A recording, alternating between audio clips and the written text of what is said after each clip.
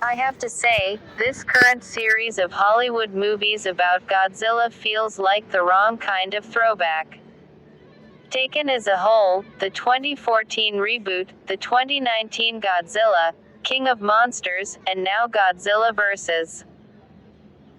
Kong remind me of nothing so much as Michael Bay's Transformers movies from the 2000s, big, personality-free blockbusters where all the attention is lavished on the CGI characters, while A-list actors are thrown willy-nilly without regard for whatever human qualities they bring to the project. At least we're spared Bay's slavering over the asses of his lead actresses. Even so, I thought we were past this. The Marvel Comics adaptations have served as an object lesson in delivering action on an epic scale while also giving the actors things like character arcs that they can play when they're not in their superhero costumes. Somehow, the other studios seem reluctant to learn this. And don't email me about the Snyder Cut of Justice League. I can't work up the interest. If you're coming to Godzilla vs. Kong for the monster-on-monster fight scenes, the movie delivers on that. 3 films in, though, you'd think they'd be trying for more. The film begins, wittily enough, with King Kong waking up in the morning to the retro sound of Bobby Vinton singing, "Over the Mountain, Across the Sea." I would have picked, Mr.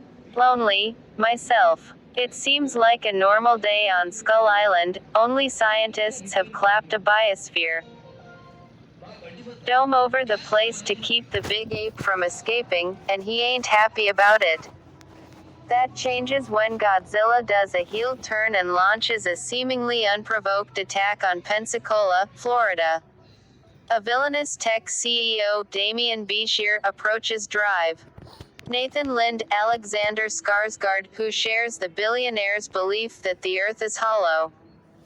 They speculate that King Kong comes from that subterranean space, and if they can escort him back there, this will stop Godzilla for,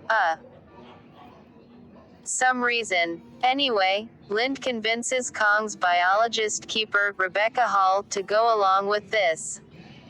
Just as important is her adopted deaf Inuit daughter Kaylee Hottle, who is the only person who can communicate with Kong. I mean, this is a lot of plot for a movie about monsters bashing each other in the face, and I haven't even gotten to Madison Russell, Millie Bobby Brown, from the previous Godzilla film falling in with a conspiracy theorist Brian Tyree Henry, who's keeping tabs on the CEO. How scared are we supposed to be of a tech conglomerate that has no idea that one of its own employees is running a podcast on its misdeeds? These nerds are bad at their jobs. So are the military, which at least is in keeping with the rest of the movies in this series. All the humans' efforts would fall apart if it weren't for that little girl, whose presence really should be intolerably cutesy here. Instead, it leads to a couple of cool bits when she walks into an extremely loud environment and the soundtrack goes silent to reflect what she hears. These bits are courtesy of director Adam Wingard, the talented director who joins the series after having excelled with small-scale thrillers You're Next and The Guest. He adapts to this big canvas without any strain, though also without the sense of humor that distinguished some of his previous efforts. He's best with the parts that the movie's audience have likely come for, the fight sequences between the two monsters plus a third from the original Japanese series that makes a surprise appearance here.